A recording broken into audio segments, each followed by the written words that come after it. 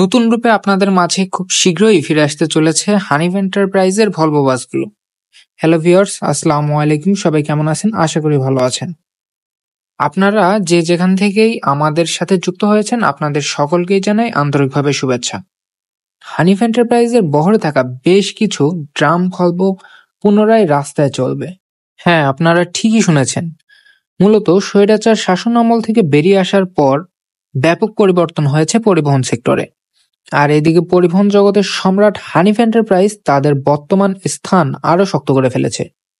এরই ধারাবাহিকতায় হানিফ এন্টারপ্রাইজ তাদের পুরনো ভলভোগুলো ঠিক করার উদ্যোগ নিয়েছে এবং ভলভো বাসগুলোর কাজও ইতিমধ্যে শুরু হয়ে গেছে।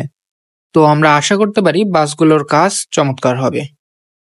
আপনারা হয়তো জানেন যে বাংলাদেশের প্রায় প্রতিটি জেলাতেই হানিফ এন্টারপ্রাইজের সার্ভিস চলমান আছে এবং প্রতিটা রুটেই তারা তাদের দাপট দেখায়। মানে তাদের দাপটের সাথেই তারা সার্ভিস প্রদান করে, মানে হেলাফেলা করে সার্ভিস প্রদান করে না। তো এই জন্যই মূলত পরিবহন জগতের সম্রাট বলা হয়। তো এর আগে যখন স্বৈরাচার সরকার মানে ক্ষমতায় ছিল, তখন তারা অনেক কিছু করতে যেও করতে পারেনি। মূলত তাদের করতে দেওয়া হয়নি, বিভিন্ন প্রতিকূলতার সম্মুখীন হয়েছে তারা।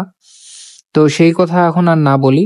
তো এখন আমরা মানে এই ভলভো বাসটা নিয়ে আর একটু গভীরে যাই। যদি বলা হয় যে বাসগুলোর পেইন্ট কেমন হবে, তো এখানে আমি যতদূর জানতে পারলাম যে বাসগুলোতে মূলত নতুন পেইন্ট দেওয়ার চিন্তা করেছে তারা।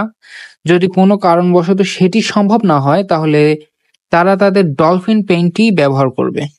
তো এখানে আমার পার্সোনাল মতামত থাকবে ডলফিন পেইন্ট ব্যবহার না করে নতুন পেইন্ট ট্রাই করা। তো আপনাদের মতামত কি? কমেন্টের মাধ্যমে জানিয়ে দেন। আর ভলভো বাসের পরবর্তী আপডেট পেতে আমার চ্যানেলটি সাবস্ক্রাইব করে পাশে থাকবেন। দেখা হচ্ছে সামনের কোনো ভিডিওতে। সেই ভিডিও দেখার অগ্রিম আমন্ত্রণ জানিয়ে আমি আজকের মতন বিদায় নিচ্ছি। আল্লাহ হাফেজ।